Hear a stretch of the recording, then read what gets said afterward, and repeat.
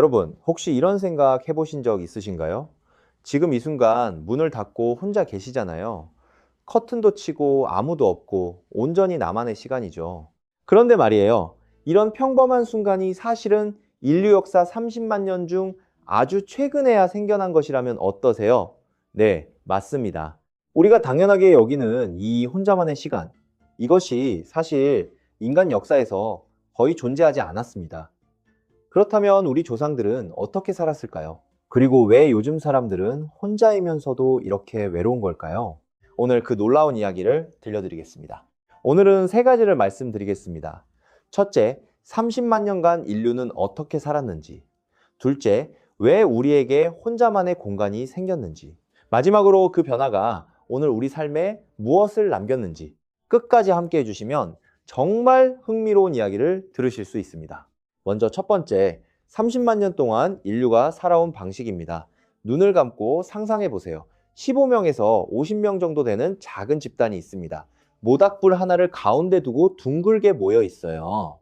낮에는 함께 먹을 것을 구하고 밤에는 어깨가 닿을 듯 서로 붙어서 잠을 잡니다. 나와 이 옆 사람 사이에는 아무런 벽이 없어요. 아무런 문도 없고 내 방이라는 개념 자체가 없습니다. 이것이 인류가 거의 모든 역사 동안 살아온 방식입니다. 인류학자들이 현재까지 남아있는 수렵 채집 사회를 연구해보면 공통적인 패턴이 나타납니다. 아프리카 콩고 지역에서 연구를 진행한 학자들의 관찰에 따르면 이런 부족들에게는 혼자 있다는 개념을 뜻하는 단어 자체가 없었습니다. 왜 그랬을까요? 당시에 혼자 있다는 것은 위험을 의미했기 때문입니다.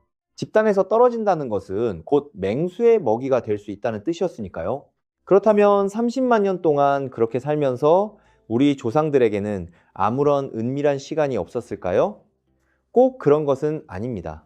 우리 조상들은 물리적인 공간이 아니라 사회적인 약속으로 프라이버시를 만들었습니다. 세 가지 방법이 있었는데요. 첫째는 시간입니다. 모두가 잠든 밤, 어둠이 커튼 역할을 했습니다. 둘째는 거리입니다. 캠프에서 50걸음쯤 떨어진 곳, 그것이 그들의 방이었습니다. 셋째가 가장 흥미롭습니다. 바로 모른 척하기입니다. 이것을 사회적 협약이라고 합니다. 좁은 텐트 안에서 누군가가 옷을 갈아입으면 모두가 자연스럽게 고개를 돌립니다. 눈에 보이면서도 보지 않는 것, 알면서도 모른 척하는 것. 이것이 바로 우리 조상들이 수십만 년 동안 프라이버시를 지켜온 방법입니다. 물리적인 벽이 아니라 보이지 않는 약속으로요. 마치 지금 우리가 공중 화장실에서 칸막이 너머 소리가 들려도 모두 못 들은 척 하는 것처럼요. 형태는 달라도 그 사회적 약속의 본질은 수십만 년 전이나 지금이나 같습니다. 자, 두 번째 이야기입니다. 그렇다면 어떻게 해서 우리에게 방과 문이 생겼을까요? 그 열쇠는 바로 농업입니다. 지금으로부터 약 1만 년 전 인류는 농사를 짓기 시작했습니다. 농사를 짓는다는 것은 한 곳에 정착한다는 뜻입니다. 정착하면 집을 짓게 됩니다. 집을 지으면 처음으로 벽이 생기고, 벽이 생기면 문이 생기고, 문이 생기면 비로소 닫을 수 있는 공간이 생깁니다. 인류 역사에서 처음으로 진짜 프라이버시가 등장하는 순간입니다. 그런데 놀라운 것은 그 이후에도 대부분의 사람들에게 나만의 방은 사치였다는 겁니다. 중세 유럽까지도 온 가족이 한 방에서 자고 한 방에서 먹고 여행자도 함께 받아서 한 방에서 자는 것이 당연했습니다. 아이들이 자기 방을 갖는 것은 겨우 100여 년 전 1900년대 들어서야 시작되었습니다. 30만 년 인류 역사 중 고작 100년 전의 일이에요. 우리가 너무나 당연하게 여기는 나만의 방이 이렇게 새로운 것입니다. 연세대 세브란스 병원의 사회의학 연구팀 발표에 따르면 인류의 뇌는 수십만 년에 걸쳐 집단 생활에 최적화되어 발달했습니다. 860명의 성인을 대상으로 한 이 연구에서 완전한 고립 상태에 있는 사람들은 신체적으로도 더 빨리 노화하는 경향을 보였습니다. 하루 15분 이상의 의미 있는 사회적 교류를 하는 그룹은 그렇지 않은 그룹보다 인지 기능이 2.3배 더 오래 유지되었습니다. 우리 몸과 뇌는 여전히 수십만 년 전 방식을 기억하고 있는 겁니다. 자, 이제 마지막 이야기입니다. 가장 중요한 부분입니다. 지금 우리는 인류 역사상 가장 많은 프라이버시를 가진 세대입니다. 누구나 자기 방이 있고 자기 욕실이 있습니다. 30만 년 전 조상들이 보면 상상도 못할 사치를 누리고 있어요. 그런데 여러분은 어떠세요? 혹시 요즘 외로우신가요? 보건복지부가 발표한 자료를 보면 우리나라 60대 이상 어르신 중 37%가 일주일에 이틀 이상 혼자 밥을 드신다고 합니다. 이 분들 중 절반 가까이가 외로움을 자주 느낀다고 답했습니다. 프라이버시는 세상에서 제일 많이 가졌는데 가장 외로운 시대에 살고 있는 겁니다. 하버드 의과대학 노화 연구팀이 75년간 700명 이상을 추적한 장기 연구가 있습니다. 건강하게 오래 사는 사람들의 가장 중요한 공통점은 운동도, 식습관도, 유전자도 아니었습니다. 바로 인간관계의 질이었습니다. 가까운 사람들과 연결된 느낌을 가진 사람들이 더 오래, 더 건강하게 살았습니다. 우리 조상들이 이미 몸으로 알고 있었던 사실을 현대의학이 다시 증명한 겁니다. 그렇다면 어떻게 하면 좋을까요? 걱정 마세요. 아주 간단합니다. 자, 두 가지 주요 방법에 하나를 더 드리겠습니다. 첫째, 하루에 한 번 진짜 대화를 나누세요. 문자도 좋고 전화도 좋습니다. 하지만 목소리를 듣는 것이 훨씬 더 효과적입니다. 얼굴을 보거나 목소리를 듣는 것만으로도 우리 뇌에서 유대감 호르몬이 분비됩니다. 자녀에게 전화 한 통, 친구에게 문자 하나, 이것으로 충분합니다. 둘째, 정기적으로 어딘가에 속하세요. 우리 조상들이 부족에 속했듯 우리도 작은 공동체가 필요합니다. 교회나 사찰, 동네 경로당, 취미 모임, 어떤 것이든 좋습니다. 일주일에 한 번이라도 내가 기다려지는 자리를 만들어 두세요. 그것이 여러분의 건강을 지켜줍니다. 보너스로 하나 더 드립니다. 혼자 있는 시간을 너무 두려워하지 마세요. 혼자 있는 것과 외로운 것은 다릅니다.